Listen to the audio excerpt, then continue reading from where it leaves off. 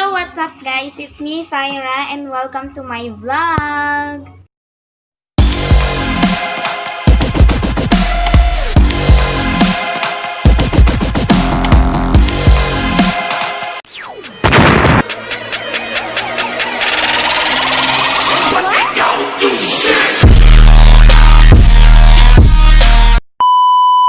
So for today's video, I will answer all your questions in my post.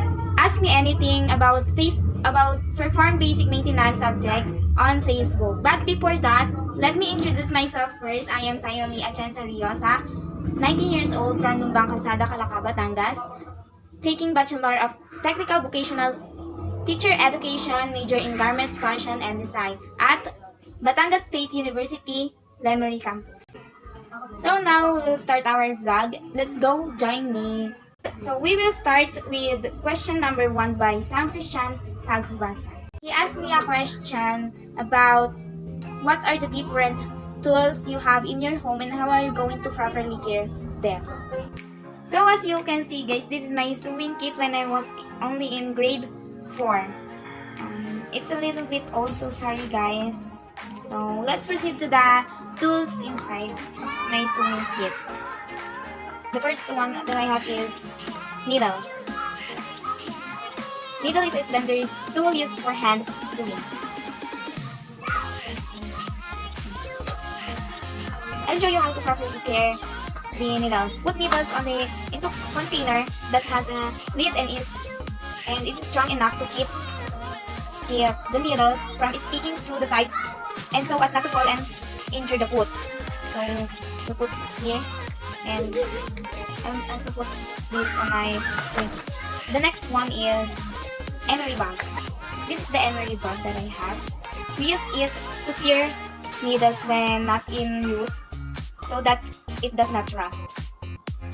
The next one is pins and pin cushion.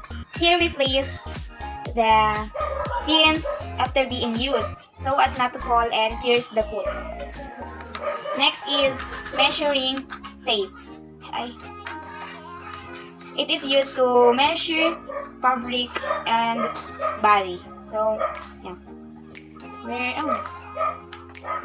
we're going to make it circle.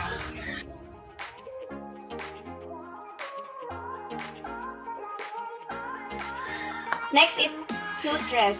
It is a type of yarn but similarly used for sewing.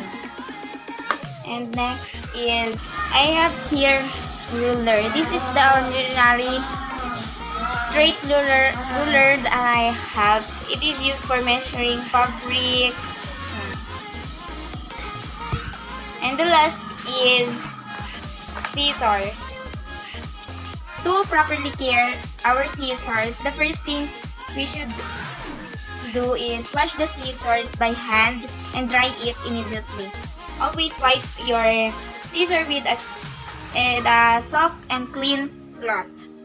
And after that, oil your scissors after being washed. And after that, store your scissors in a cool and dry place here in sewing kit. So this is the sewing kit. A few minutes later. The next question is from my sister, Olivia Riosa. She asked me, what is your ideal working environment and how are you going to make it? Maybe my working environment is one that is maintained clean and safety and health procedure is there, which I can express myself more. Also having a responsible leader who can manage the workmates or the employee well. There's also a rules and regulations that is followed by the employee in order to have a good reputation in working area. And I think a supportive and sensitive thinker workmates are also needed to be inspired and motivated to work more and participate in the tasks given. The next question is from Jaira Ahira. She asked me to present the different types of maintenance, its procedure, and its importance in the working environment. So, before we discuss the maintenance and its type. The first one I remember is preventive maintenance. It is regularly performed on a piece of equipment to lessen the likelihood of its failing. The important the importance of having preventive maintenance is to reduce the major repairs of equipment and its equipment downtime is decreased. The second one is predictive maintenance. Repairs happen during machine operation and address an actual problem. It is important to have predictive maintenance for us to reduce the amount of time plant is down for maintenance. And it can predict potential damage too. And the next one is corrective maintenance. It is performed to identify, isolate, rectify, and repair faulty systems and equipment. Corrective maintenance is important also to improve asset health and performance in situation when planned maintenance occur. It reduces employees' injury and optimizes resource planning. So the last that I remember is breakdown maintenance.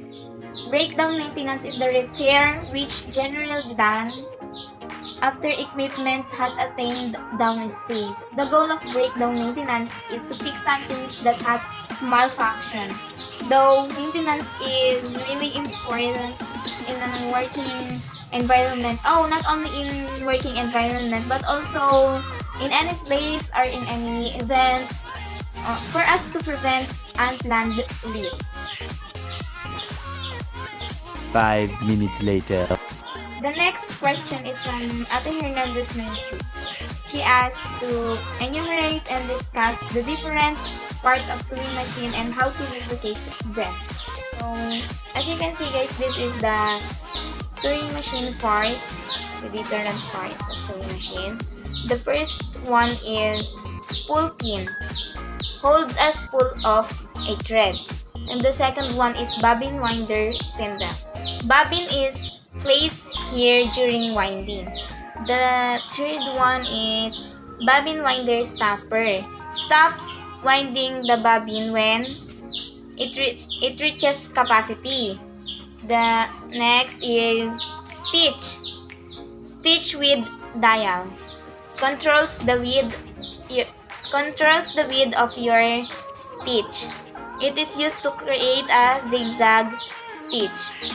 The next one is pattern selector dial. Turn the pattern selector dial to set the symbol of the desired stitch pattern. On computerized machines, stitches are usually selected on a menu screen.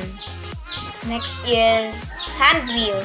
Hand wheel, the large knob on the right side of your machine, manually raises and lowers the needles. It is round and it is rotated by the sewer. Stitch length dial controls the length of the stitch. It controls the length of the stitch and shorter stitches for finer fabrics, longer for heavier fabrics, basting and gathering. Next is reverse stitch lever. The machine will sew in reverse while the lever is push.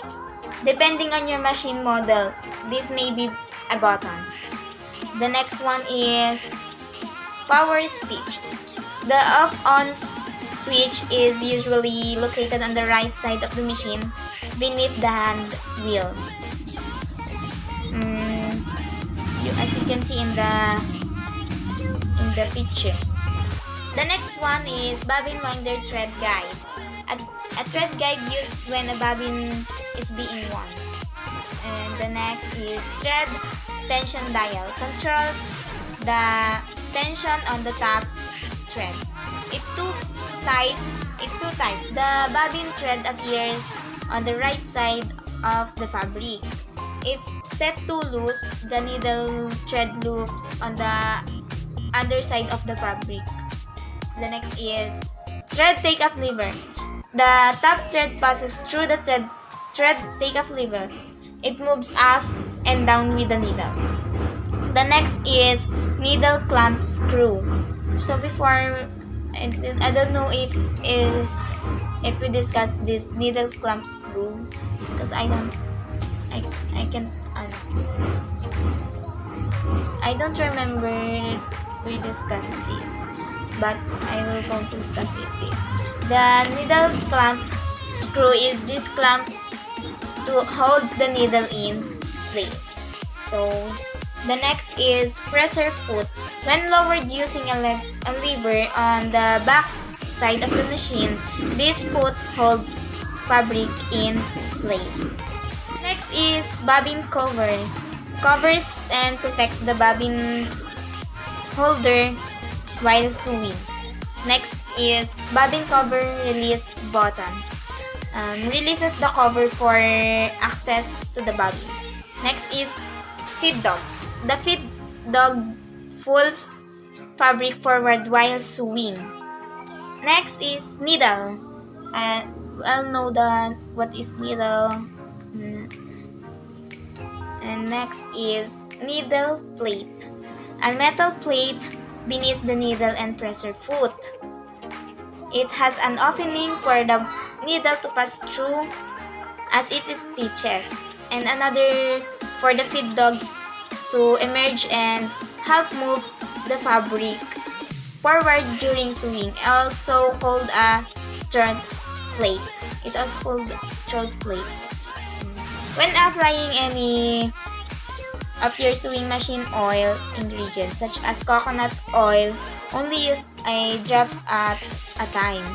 Excessive use of oil can make it difficult to clean. Put a few drops of oil into all moving sewing machine parts. If you use too much oil, use a dry cloth to rub away the excess oil carefully and gently.